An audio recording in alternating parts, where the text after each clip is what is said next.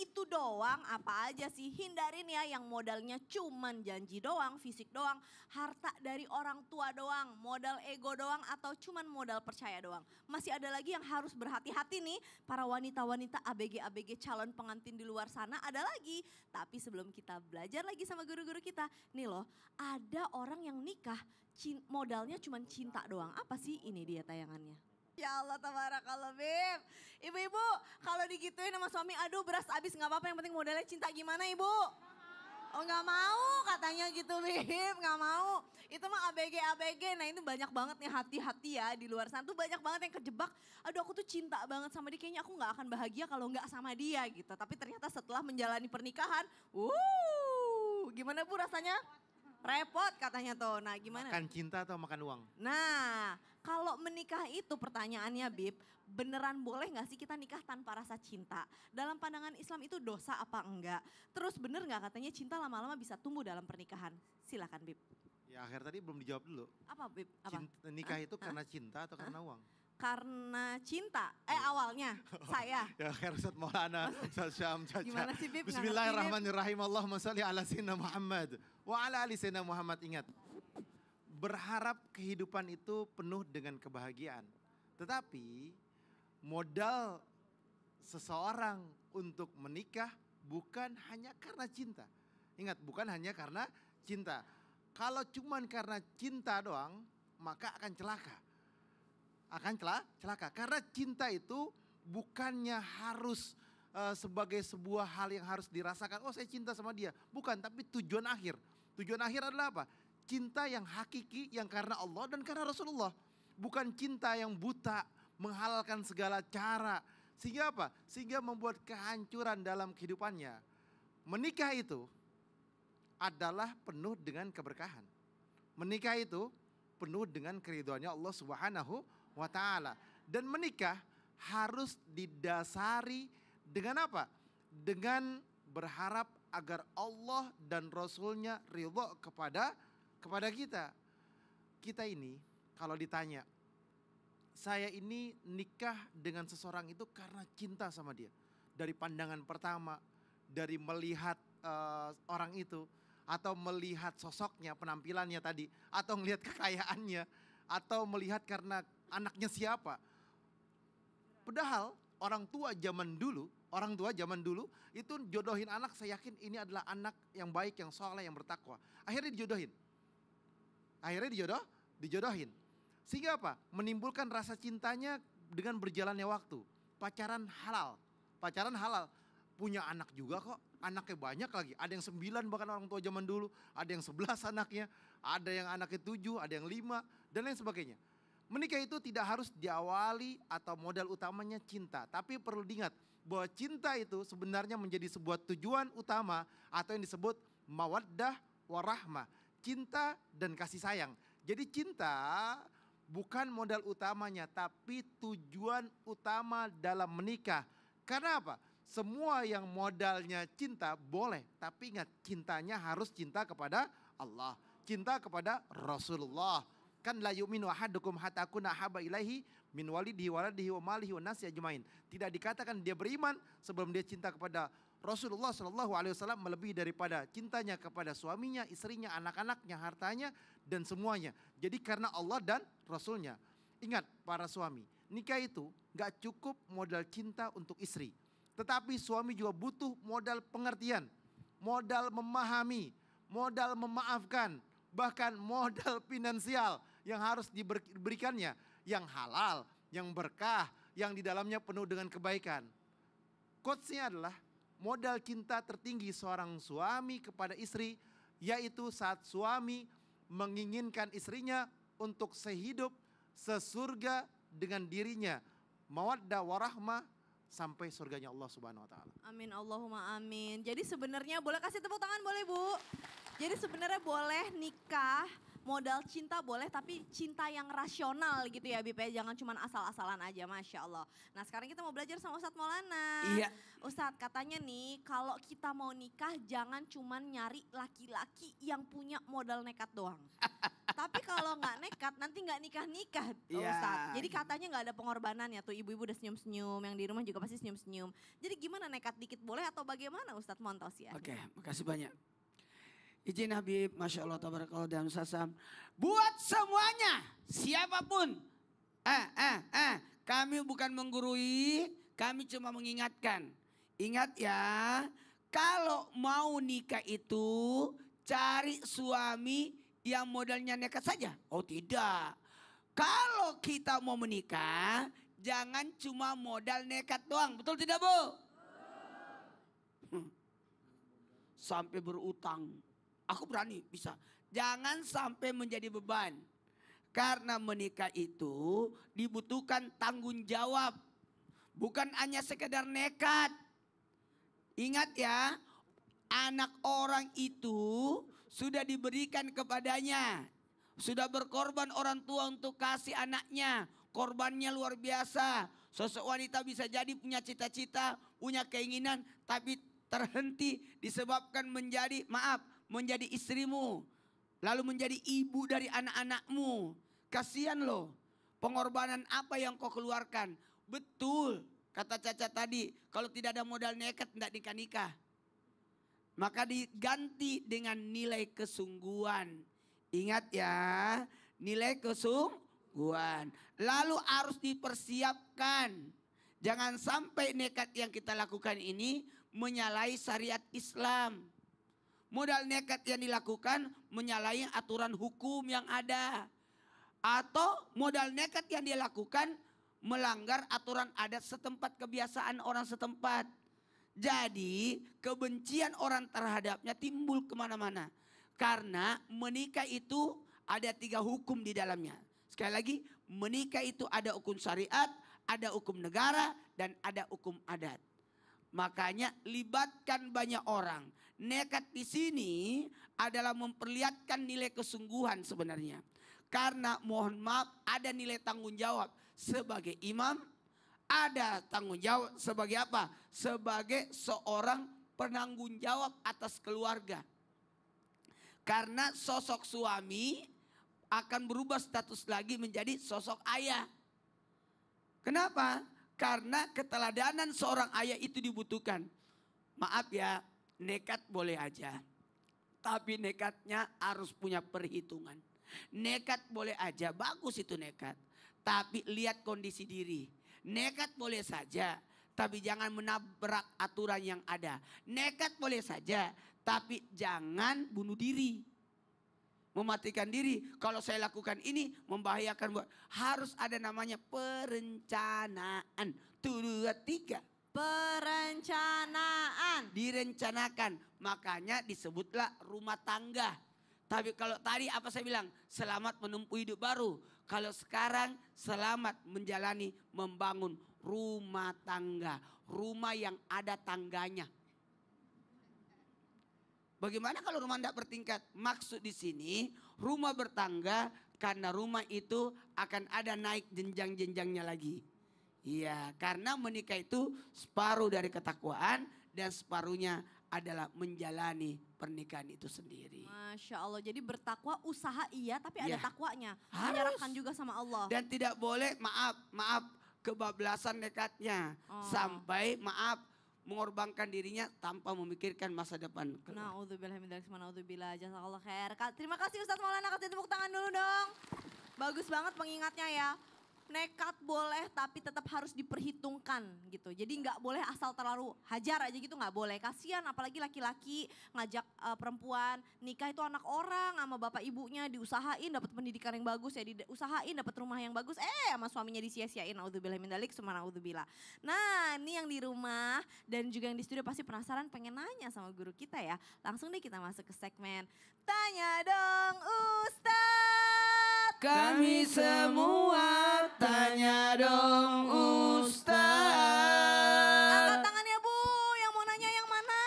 Wow, aduh saking semangatnya suruh angkat tangan langsung tepuk tangan. Boleh deh yang di sebelah saya tadi ya. Silahkan Ibu, maaf apa itu yang jatuh? Oh handphonenya, Ibu silahkan di sini. Mau nanya apa? Ustadz Syam silahkan ke depan. Oh siap. Pertanyaannya apa Ibu dari mana silahkan. Bismillahirrahmanirrahim. Assalamualaikum warahmatullahi wabarakatuh. Waalaikumsalam warahmatullahi wabarakatuh. Perkenalkan, nama saya Is Kartika dari MTM Parakan Salak, Sukabumi.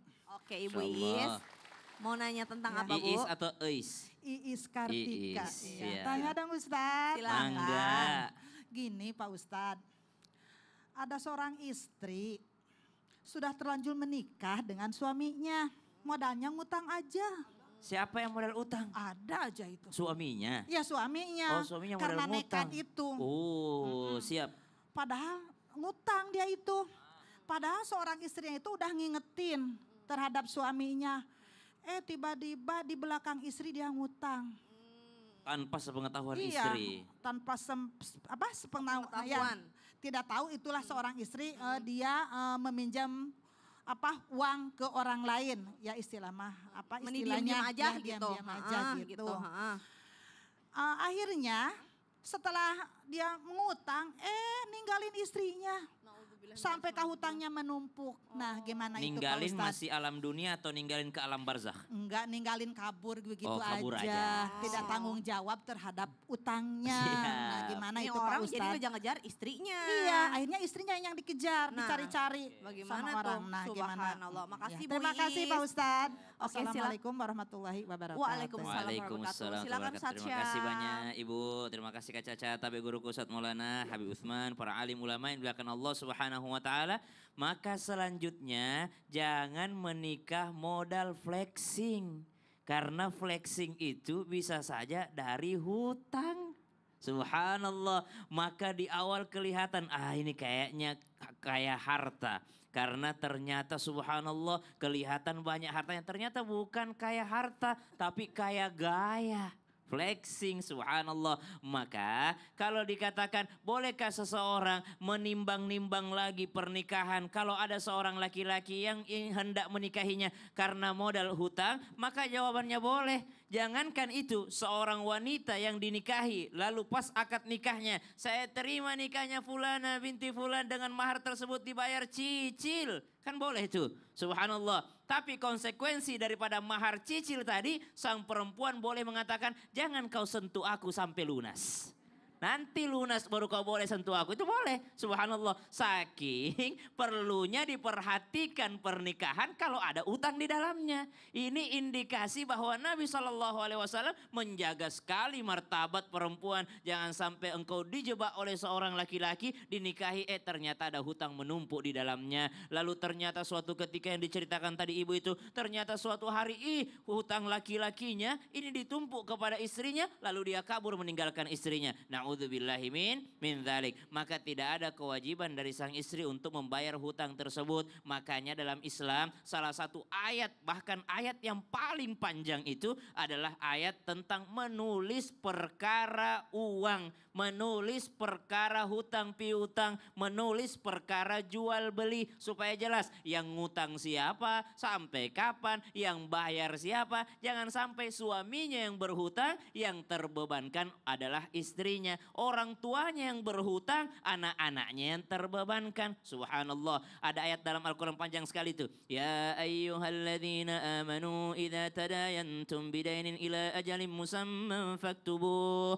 Ayat tentang hutang piutang adalah ayat terpanjang dalam Al-Quran. Kenapa? Karena harus jelas siapa yang berhutang, di mana dia berhutang, berapa jumlah hutangnya. Supaya apa? Supaya tidak menjadi perkara yang di dunia tapi dibawa sampai akhirat. Maka perhatikan 5 liha kata Nabi. Idza tunkahul mar'ah, maka lihatlah daripada 5 liha hartanya. Hartanya bukan berarti matre perempuannya, tapi dilihat juga bagaimana harta tersebut tidak menjadi beban suatu hari nanti dalam rumah tangganya. Subhanallah. Maka harta ini memang adalah modal utama juga dalam pernikahan. Karena ada nafkah dari suami kepada istri. Ada nafkah dari ayah untuk anak-anaknya.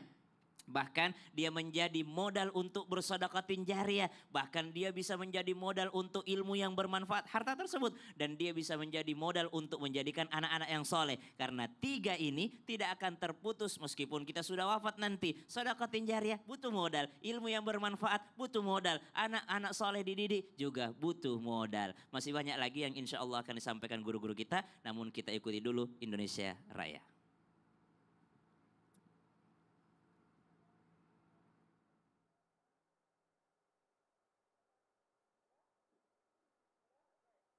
Hiduplah Indonesia Raya. Berdiri semua. Indonesia tanah airku, tanah tumpah darah. Shalalalala. Diri jadi pandu ibuku semuanya.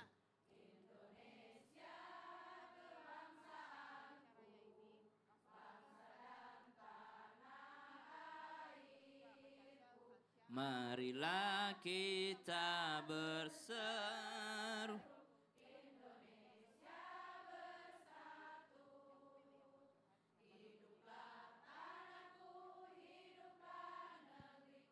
Bangsaku.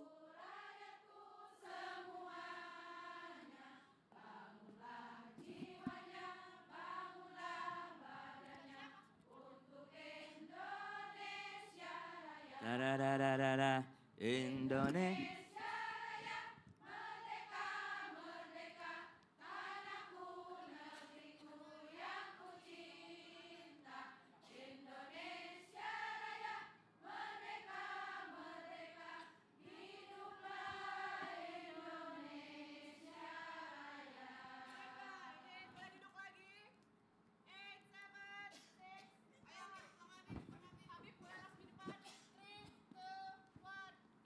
Masya Allah, tabarakallah. Dengan dinyanyikannya lagu kebangsaan kita, lagu Indonesia Raya, insya Allah bisa memperkuat persatuan dan kesatuan kita di Indonesia ini, insya Allah. Nah, langsung aja deh juga untuk memperkuat silaturahmi kita nih.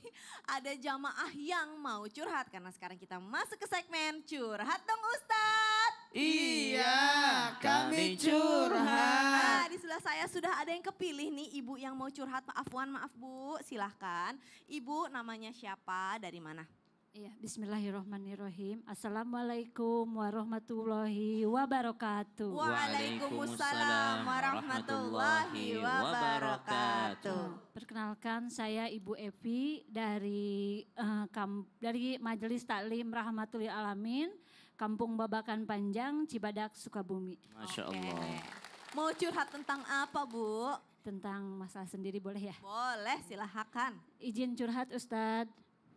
Begini, saya adalah seorang istri yang ditinggal suami dengan dikaruniai 4 anak. Ya, semasa suami saya masih ada, beliau mengamanahkan kepada saya bahwa saya harus bisa menjadikan anak-anak saya sampai mencapai cita-citanya. Sedangkan setelah keadaan suami saya meninggal, keadaan saya jauh berubah dari segi ekonomi maupun kehidupan sehari-harinya. Karena saya seorang wirausaha kecil, pedagang kecil, takutnya saya tidak bisa memenuhi janji almarhum suami saya. Sedangkan janji itu adalah hutang atau amanah itu wajib ditunaikan. Nah, yang jadi pertanyaan saya, bagaimana hukumnya saya berdosa atau tidak jika suatu saat nanti saya tidak bisa menjalankan amanah almarhum suami saya. Mohon penjelasannya Ustadz. Itu Assalamualaikum warahmatullahi wabarakatuh. Waalaikumsalam warahmatullahi wabarakatuh. Habib silakan.